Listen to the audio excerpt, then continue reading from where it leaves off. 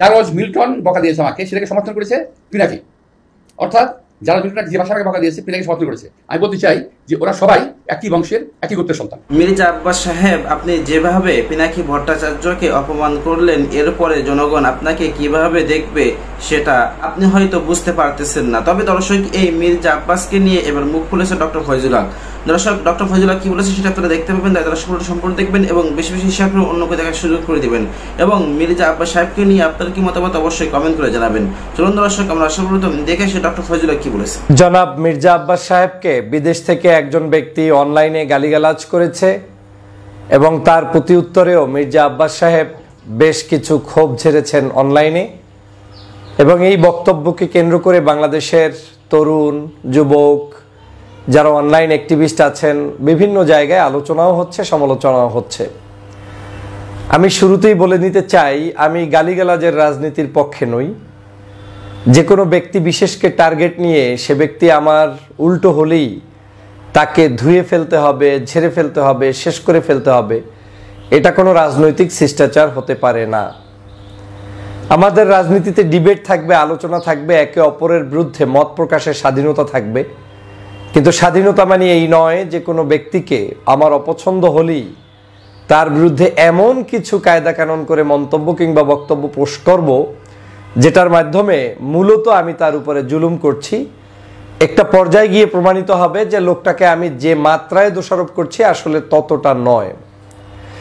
বাংলাদেশের রাজনীতিতে আমাদের এখন একটি ট্র্যাডিশন হয়ে গিয়েছে, আমার অপছন্দনীয় ব্যক্তি হলেই তাকে আমরা দ্রুত সময়ের মধ্যে ঘায়েল করার উত্তম মাধ্যম হচ্ছে অনলাইন প্ল্যাটফর্ম। আবার আমাদেরও রাজনীতিতে এমন কিছু অধৈর্য রয়েছে যে কেউ কিছু মন্তব্য করলেই আমি আবার তার প্রতি উত্তরে এমন কিছু ভাষা প্রয়োগ করে ফেলি যেটা মূলত আমাকেও বিতর্ক করে, পাশাপাশি যেই লোকটাকে আপনি টার্গেট নিয়ে কথাটা বললেন সেই লোকটাকেও আপনি আপনার জায়গায় নিয়ে আসলেন, লেভেলে নিয়ে আসলেন, অথচ আদতে তিনি আপনার পায়ের যোগ্যতা, হাতের যোগ্যতা, নখের যোগ্যতাও হয়তো অনেকাংশে অনেকে রাখে না। এটা এজন্য বলছি, আমাদের এই সমাজে স্রোতের বিপরীতে চলা কিছু মানুষ থাকতে হয়। সব যে স্রোতের সাথে ঘা ভাসিয়ে দিয়ে একেবারে মেনে নিতে হয়, এটা সৌন্দর্যতা না। এটা রাজনীতিকে কলুষিত করবে, এটা রাজনীতিকে অবশ্যই ক্ষতিগ্রস্ত করবে। আমরা ফ্যাসিবাদ বিরোধী আন্দোলনে সবাই মিলে লড়াই করেছি। বাংলাদেশের রাজনৈতিক দলগুলোর অবদান আছে, কোনো অস্বীকার করার সুযোগ নেই। 16 বছর পর্যন্ত বিএনপি নির্যাতনের শিকার, জামাত নির্যাতনের শিকার, অন্যান্য রাজনৈতিক দলগুলো নির্যাতনের শিকার, সামাজিক সংগঠনগুলো পর্যন্ত নির্যাতনের শিকার হয়েছে ফ্যাসিবাদী শেখ হাসিনার কাছে। অতএব যারাই নির্যাতনের শিকার হয়েছে তারা কেউ আমার প্রতিপক্ষ না। আইডিওলজিক্যাল ভিন্নতা আমার সাথে বিএনপির থাকবে, জামাতের সাথে থাকবে, চরমনায়ের সাথে থাকবে, সেটাকে আমাকে আদর্শ দিয়েই সেটার প্রতি উত্তর দিতে হবে। আমাকে আমার ভাষা প্রয়োগ করতে হবে এমনভাবে যেটা দিয়ে আমি ডিবেট করছি, আমি বলতে পারছি যে মির্জা আব্বাস সাহেব আপনার এই জায়গাটার সাথে আমি পূর্ণাঙ্গভাবে সমর্থন জানাতে পারি না, কিংবা আংশিক পারি না, কিংবা মোটেও পারি না, দোষের কিছু নেই। আমার যে কোনো একটি বক্তব্যকে মির্জা আব্বাস সাহেব প্রতিবাদ করতে পারেন, দোষের কিছু নেই। কিন্তু রাজনীতি যদি এমন হয়ে যায় আজকে আপনি যাকে শত্রু মনে করলেন সাথে সাথে তাকে শুয়োরের ড্যাশ ড্যাশ বলে দিলেন, এটা কোনো ভদ্রতা হতে পারে না, এটা কোনো সৌজন্যতাই হতে পারে না। আমি চরমভাবে ক্ষিপ্ত হচ্ছি ওই সকল ব্যক্তিদের যারা এই ধরনের কন্টেন্ট ক্রিয়েট করে রাজনীতিবিদদেরকে অপমান অপদস্থ করার জন্য নেমেছেন। সেটা আপনার দলের কিংবা আমার দলের কিংবা আরেকজন যেই হোক না কেন, এই আচরণটা কোনোদিনই আপনার রাজনীতির জন্য শুভকর হবে না। ফ্যাসিবাদ এমন কিছু আচরণ করেছিল যার বিরুদ্ধে জনগণ লড়াই করেছে, সংগ্রাম করেছে, তাও এই দেশের জনগণ আওয়ামী লীগের চেয়ে ভালো ব্যবহার করে তারপরে প্রতিবাদ করেছে। আওয়ামী লীগ যেভাবে জুলুম করেছে, অত্যাচার করেছে, নির্যাতন করেছে, গুম করেছে, খুন করেছে, তার প্রতি উত্তরে জনগণ কিন্তু সেই পরিমাণ কিছুই করেনি। দ্যাট মিনস জনগণ এক জিনিস আর আওয়ামী লীগ ফ্যাসিবাদ আর এক জিনিস। যারা বাংলাদেশকে চরমভাবে ধ্বংস করে দিয়েছে সেই ধ্বংসপ্রাপ্ত ব্যক্তিদেরও আমরা প্রতি উত্তর দিতে গিয়ে কিন্তু অভদ্রতার আশ্রয় নেইনি, অন্যায়ের আশ্রয় নেইনি এবং নেওয়া সম্ভব না। যদি আমরা সেটা নেই তাহলে আমরা আর তারা একই হয়ে যাব। সেখানে আমারই দল, আমারই বন্ধুসুলভ দল বিএনপি, জামাত, চরমনাই, হেফাজত, এরা কেউ তো আমার শত্রু না, আমরাই।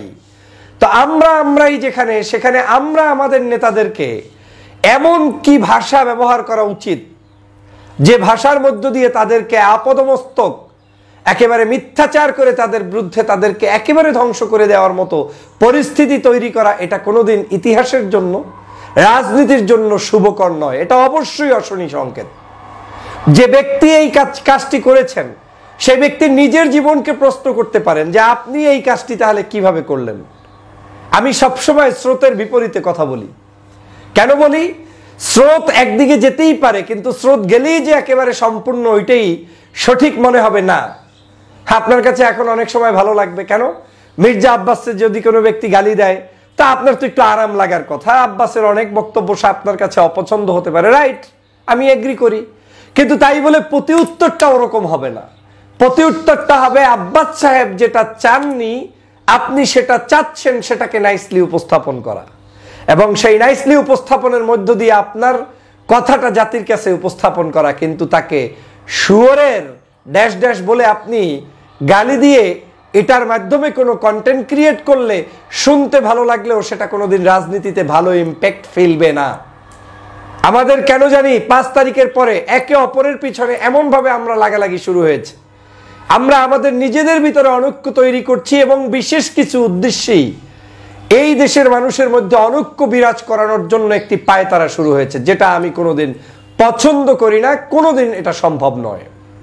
পাশাপাশি আমাদের মির্জা আব্বাস সাহেব, আপনি সহ বাংলাদেশের যে সকল সিনিয়র রাজনীতিবিদ আছেন, আপনারা বাংলাদেশের জন্য অনেক করেছেন, অনেক, সেটা আমি এখানে বলছি না, কিন্তু আপনাদের কার্যক্রমগুলো এমন কিছু আচরণ প্রকাশ পাচ্ছে যেই আচরণগুলো আরেকজন ব্যক্তিকে আপনি হাইলাইট করে দিচ্ছেন।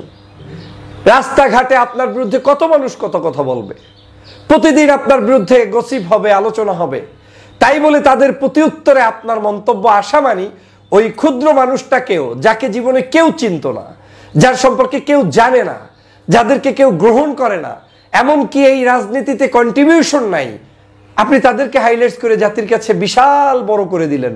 লাভটা কি হলো? লাভটা আপনার নয়, তার হয়েছে। আপনি ক্ষতিগ্রস্ত হয়েছেন। জনগণ এত বাছবিচার করবে না। জনগণ দেখবে আপনি কি বলেছেন, কি করেছেন, আপনার মন্তব্য কি, আপনাকে নিয়ে ট্রোল করবে। আপনি সেটা অনুধাবন না করে আপনি যখন প্রতি উত্তরটা দিবেন, তখন এই ব্যক্তি আবার আপনার কারণে সম্মানিত হয়ে যাচ্ছে। এই জায়গা থেকে আমাদের মুরব্বী রাজনীতিবিদ যারা আছেন বাংলাদেশে, আমি জানি টেকনোলজির এই যুগে আমাদের ওল্ড ফ্যাশনের যারা প্র্যাকটিস করেছেন পলিটিক্স, তাদের অনেক কিছুই হয়তো তাদের ধারণার মধ্যে নাই, যে আপনার একটা শব্দ চয়নই আপনার রাজনীতিটাকে শেষ করে দিতে পারে, বেচতে দিতে পারে, ইভেন মিথ্যের উপরেই শেষ করে দিতে পারে। ধরেন আপনি সত্যবাদী, আপনি অনেক ভালো মানুষ, কিন্তু আপনার শব্দ চয়নটা, আপনার রাইট টাইমে রাইট টকিংটা ছিল না বিধায়, অথবা জনগণ পিক করতে পারে না বিধায় আপনি ধূলিসাৎ হয়ে যাবেন। আপনাদেরকে সতর্ক থাকতে হবে। আপনারা দেশের জন্য কাজ করেছেন, লড়াই করেছেন, সংগ্রাম অব্যাহত রাখেন। ছোটখাটো কথায় টনক নড়লেই হবে না। দর্শক, ডক্টর ফজলুল হকের কথা আপনাদের কাছে কেমন লেগেছে অবশ্যই কমেন্ট করে জানাবেন। আজকে ভিডিও পর্যন্ত, ভিডিও লাইক দিবেন এবং বেশি বেশি শেয়ার করে অন্য কাছে সুযোগ করে দিবেন। আসসালামু আলাইকুম।